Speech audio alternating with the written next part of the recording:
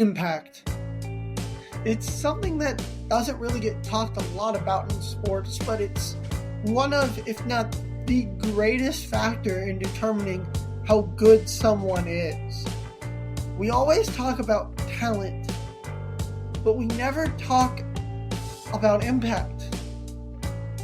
No one would ever argue that Tracy McGrady is less talented than players that are better than him on all-time rankings.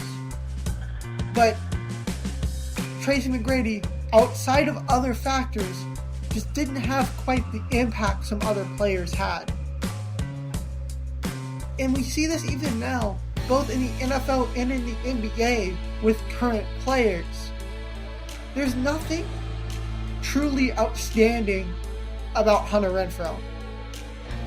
But there's just something about his impact on the field that makes him one of the best receivers in the NFL and a Pro Bowl wide receiver. There isn't anything super special about a host of players, but their impact is what makes them great. There are a few amazing examples of this and how rating people on talent is really flawed. First up, let's talk about an NBA example. Let's talk about Draymond Green. Now, I don't think anyone would argue that Draymond Green is more talented than Brandon Ingram. But no one would really argue that Brandon Ingram is a better player than Draymond Green at his peak. Maybe now, but I disagree with that still. But Draymond Green at his peak was still less talented than Brandon Ingram, in the traditional sense at least. But yet, was, I would venture as far enough to say, a much better player than Brandon Ingram. I think in all-time rankings, I think you can make an argument that Wilt Chamberlain was more talented than Bill Russell, but Bill Russell had a greater impact, and that's why he's higher on all-time lists. The reason some people are great and some aren't is not because of their talent, it's because of their impact. To show you what I mean, let's take it to the NFL. I think we all can agree that Tom Brady is the greatest quarterback of all time. Whether or not you think he's the greatest football player of all time, that's your own personal opinion. But I think we can all agree he's not the most talented quarterback of all time. He's actually not even close. Drew Brees, Peyton Manning, Aaron Rodgers, Patrick Mahomes, Andrew Luck, and the list I'm sure probably goes on. Those are just people I can think off on the top of my head, are all more talented than Tom Brady when he was playing in his 22-year career. Yet, in each of those instances, Tom Brady is better. And you can say it's because of the defense, you can say it's because of the circumstances, but at the end of the day, it's the impact Tom Brady has on his team and on winning that really pushes it over the top. There's a reason Tom Brady's teams make the Super Bowl. You can't tell me it was just because Tom Brady's teams had a top 10 defense. You can't say it's because Bill Belichick is the greatest coach of all time. You have to give Tom Brady that credit where it takes a certain mentality to win. Your team goes as you go. We saw this with Aaron Rodgers this year. Their team is probably the most talented, or maybe outside of the Rams, the most talented team roster top to bottom in the NFL. And they lost in the divisional round because Aaron Rodgers doesn't have that same mentality. He doesn't have that same impact on winning that Tom Brady does. Yes, Tom Brady lost in the divisional round too, but unlike Tom Brady, it's a trend with Aaron Rodgers. And I think that's what people don't see in the moment. When we talk about one player versus another in the moment, when we're comparing two people without hindsight, we forget to account for impact. Because, I don't know, just personally, I've seen a lot of people just look at raw stats and be like, player A is better than player B. For example, a great example of this was what happened with Chris Paul last year. Now, I still think Nikola Jokic should have been the MVP. Chris Paul is my favorite player, but I think Nikola Jokic should have been the MVP. But that doesn't take away from the fact that Chris Paul should have been second, which I think he was fourth or fifth, if I'm not mistaken. Because even among NBA analysts, raw stats are favored over impact. Chris Paul is putting up 14 points a game and 9 assists, I think, this year. And last year, I think it was 16 and 9. And he made the All-Star game both times because his impact is more than what the stats say. Chris Paul is a top 5 point guard of all time in most people's eyes because of his impact, not his stats. There are a multitude of point guards right now and in history that have put up better stats than Chris Paul, but their impact is not the same. If we were to right now compare Shai Gilgeous-Alexander to Chris Paul, I think Shai would have him beat in almost every single statistical category. Yet, you would barely get one person out of 100 who would say Shai is better than Chris Paul right now. I think in the NFL you have the same thing. But since there's no hindsight, it's flipped. With this whole Joe Burrow versus Justin Herbert debate. Now, I'm not saying Justin Herbert won't end up being better than Joe Burrow. He definitely has the potential to be. But right now, at this moment, Joe Burrow is better than Justin Herbert. Because Joe Burrow has that impact on winning.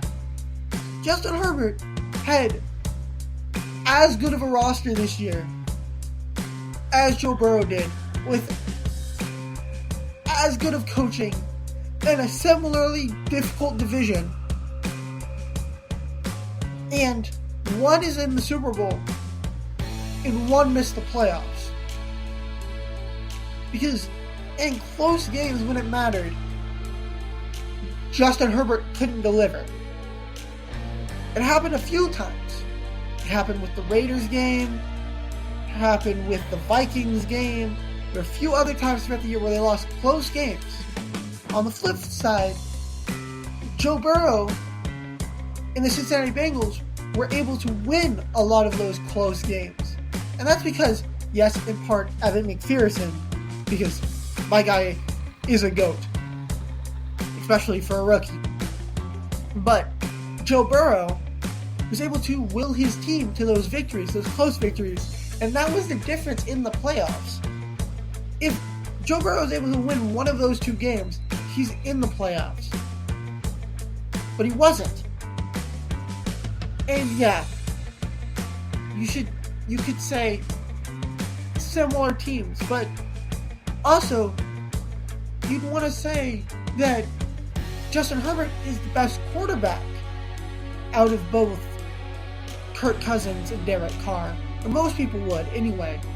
Yet he doesn't have that impact on winning that Joe Burrow does. And yeah, Joe Burrow can't make all the throws Justin Herbert can. But Tom Brady couldn't make all the throws Peyton Manning can. Or Aaron Rodgers can. It's not about what you can do. It's about what you do on a consistent basis. And your impact and how you bring other teammates up. The Golden State Warriors team does not win without Draymond Green. I don't think, even with Kevin Durant, I think maybe they win one of those championships, but I don't think they win both with Kevin Durant without Draymond Green. I don't think the Warriors are in the play-in tournament last year without Draymond Green, or if you replace Draymond Green with Klay Thompson. I don't think the Warriors are a top 6 seed without Draymond Green this year. I don't think the Warriors are a dynasty without Draymond Green. Yet Draymond Green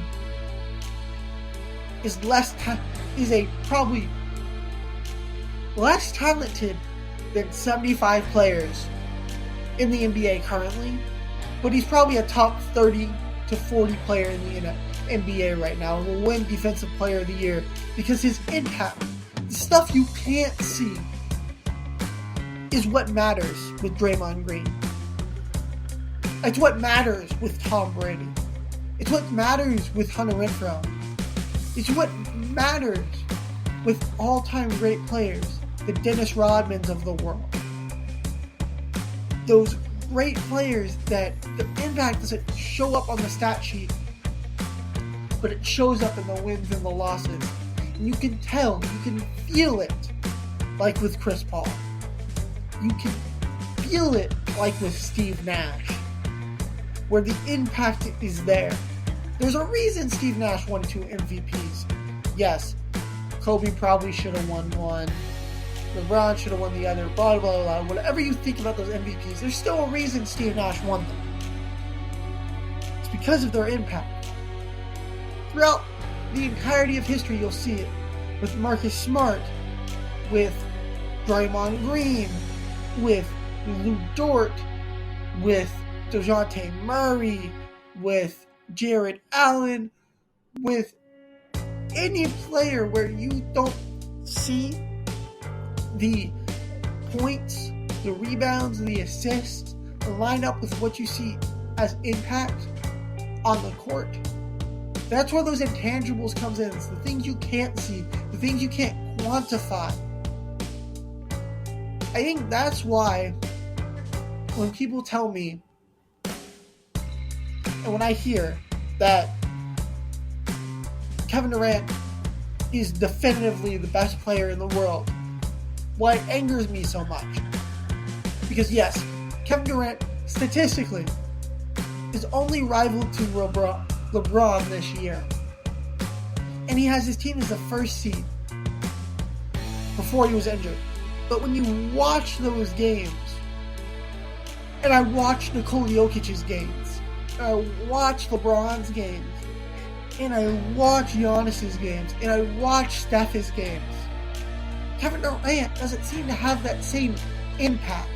Now, maybe not as Steph as of late because of the shooting slump, but Kevin Durant doesn't seem to have the same impact as Nikola Jokic, the same impact as LeBron, the same impact as Giannis, the same impact as Joel Embiid. But he does have that statistical output. I'm not saying Kevin Durant isn't a top 5 player in the league. He most likely is. But to say he's definitively number 1 disregards the most important aspect of the game, and that's your impact in making your teammates better, and your impact on a winning culture, and your impact on lifting other people up. And I think that is the most important thing in sports. It's not how good can you be, it's how good can you make your team. And I think that is the thing that a lot of people don't understand in these sports debates without hindsight. And that is the biggest problem I see with the sports community today. Thank you all, Smash fans, for tuning into this episode. I hope that you all are having amazing days. If you want to check out more content, you can either go to the video playlist down in the playlist tab, go and listen to my podcasts, or you can go and see my articles if you type in pdsmashsports.com into your Google search bar, and it will pull up all the 60 articles I have written over the past 2 years, including one that I made this week that'll be talking about the NBA and some of the trades that have happened so far. And then next week, tune in as I cover the trade deadline in its totality and grading a lot of the moves.